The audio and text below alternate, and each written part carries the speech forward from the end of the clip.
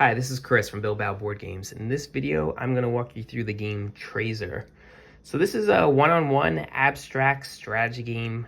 Think of like chess or checkers. It is based on an ancient game. One of the names it goes by is Nine Men's Morris, but this goes like way back to the ancient Egyptians, and I'm sure they had a different name for it.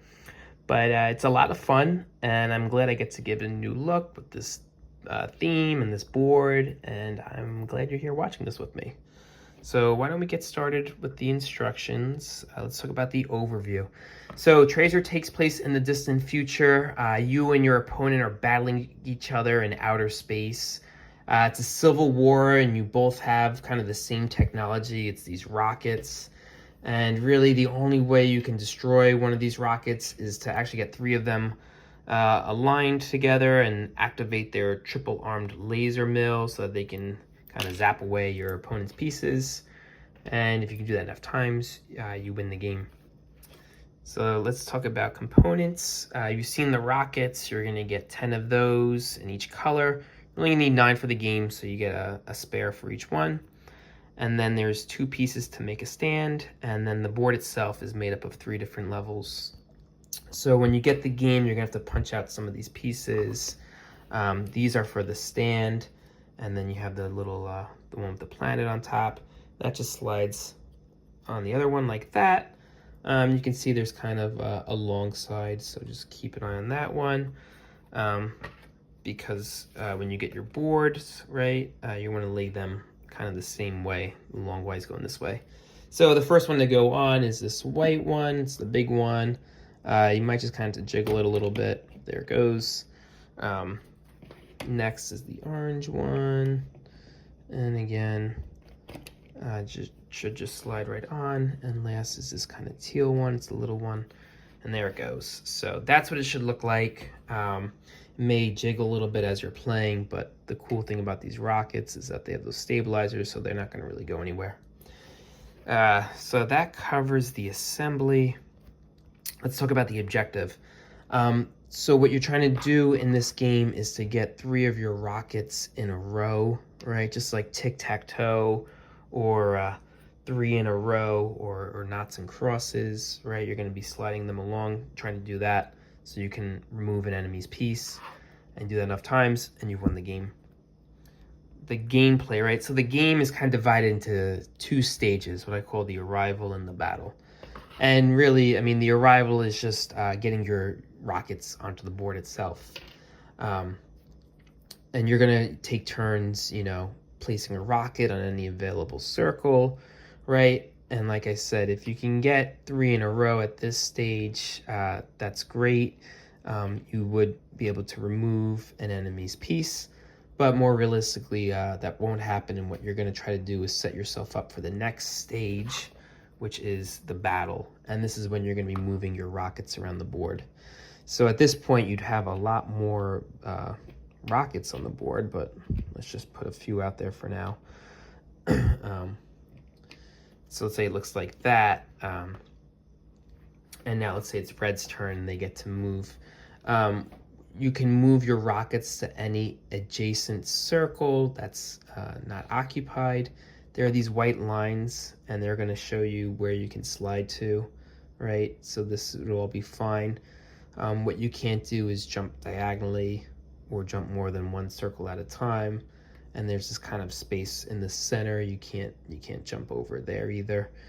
But jumping, you know, going up and down a level is fine as long as it's following those lines. And like I said, it's adjacent.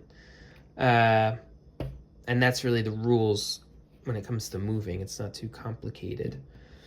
And the goal, like I said, of the battle and the goal of the game really is to try to get 3 rockets in a row during your turn. So if it's red's turn, they just did this, right? They just moved down a level. They have 3 in a row, and they get to remove an enemy's piece, right? And now it's blue's turn to go, and they can try to move along, right? And now it's red's turn again. Well, they already have 3 in a row, so they don't get to remove an enemy's piece. Like I said, you have to form 3 in a row during your turn. But because of this, the way it's set up right now, they can move down here, right? And there they go. They have 3 in a row and again, and then they can remove 1. So that's the whole goal of the game. It's pretty simple, but it's really fun because you're trying to get 3 in a row, but obviously so is your opponent. And there's this kind of, back and forth going on. Getting back to the rules real quick, we kind of covered all this. I mentioned the hammer here. That's actually what I just showed you. So when you have like 3 in a row and right next to them 2 in a row, it's really cool because at the start of each turn, by moving one piece, you form a trazer, and you can go back and forth and get a trazer at the start of each turn. It's really cool if you can pull that off, but it's difficult to do. There is a couple of nuances to the rules. I want to talk about this Trazer shield effect. So let's actually say this is how the board looks right now, and it's Blue's turn, and now they're moving, and they just formed a Trazer. They're allowed to remove an enemy's piece, right?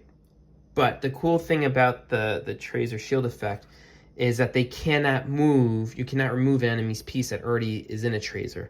So these 3 are actually safe. So it offers you some protection even when it's not your turn. So if Blue just went and they formed a Trazer, they'd have to remove this one or this one. You cannot remove any enemy pieces that are already in a Trazer unless it happens to be the last 3 of the game, in which case you remove one and you've won. So that's pretty cool. And then there's this lethal acceleration here. So just remember what I said about the movements, about how, you can't jump spaces and it has to be along the lines.